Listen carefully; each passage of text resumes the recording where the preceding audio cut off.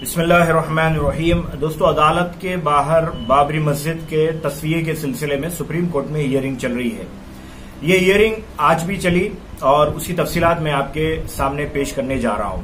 दरअसल मीडिएशन के सिलसिले में, यानी किसी सालिस को अपॉइंट करने के सिलसिले में सुप्रीम कोर्ट की तरफ से आज सुबह हियरिंग शुरू हुई थी, जिसके अंदर निर्मोही अखाड़ा और मुसलमानों की तरफ से इकबाल अंसारी ने इसकी मुखालिफत की। उन्होंने कहा कि पहले इस तरह की कोशिशें हुई है और ये नाकाम हुई है, लिहाजा निर्मोही अखाड़ा और इकबाल अंसारी ने इसकी मुखालिफत की है।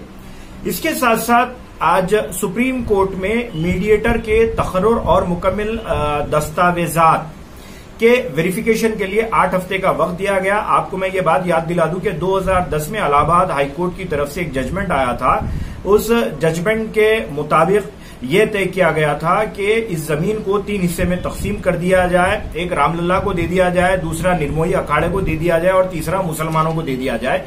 इसके खिलाफ 2010 के बाद से लेकर अभी तक 14 केसेस, तकरीबन 14 केसेस सुप्रीम कोर्ट में पेंडिंग है और इसी की हियरिंग चल रही है। 5 supreme chief justice of India के तहत 5 जजेस की बेंच है, जिसमें जस्टिस एस.ए. बोबड़े, डीआईवी चंद्रचूड़, अशोक भूषण और एस.ए. नजीर पर मुश्तमिल ये 5 रुकनी जज इस केस की समाअत कर रही है। इस सिलसिले में आज मसालिहत के सिलसिले में ये अखाड़े के हिंदू महासभा की तरफ से ये कहा गया कि वो किसी भी किस्म के मीडिएशन के सिलसिले में तैयार नहीं है। वो 1950 से फैसले का इंतजार कर रहे हैं और वो इसकी सख्ती से मुखालिफत करते हैं। इस के बाद जस्टिस बोबड़े ने रिएक्ट करते हुए कहा कि क्या आप अदालत पर असरअंदाज होने की कोशिश कर रहे हैं? क्या आप ये सोचते हैं कि जिस काम की कोशिश की नहीं गई है उसका आप नतीजा अक्स कर रहे हैं?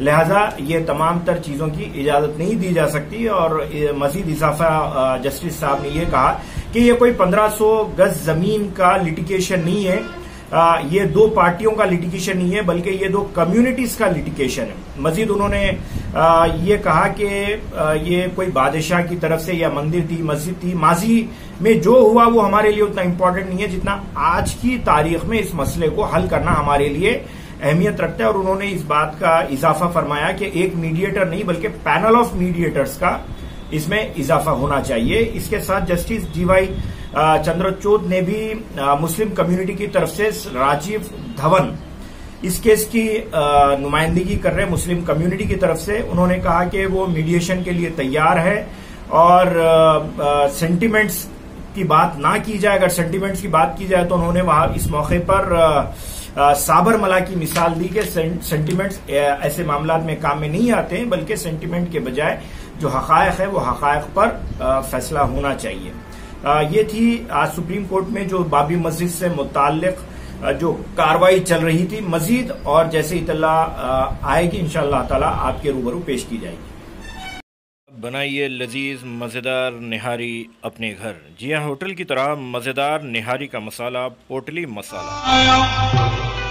यह पाया पाया यह पाया SH मीनार स्पेशल पोटली का मसाला अब आपके करीबी किराने शॉप पर दस्तयाब है। पाया मियाँ ये है वो पाया। खालिस हैदराबादी दक्कनी पोटली मसाला।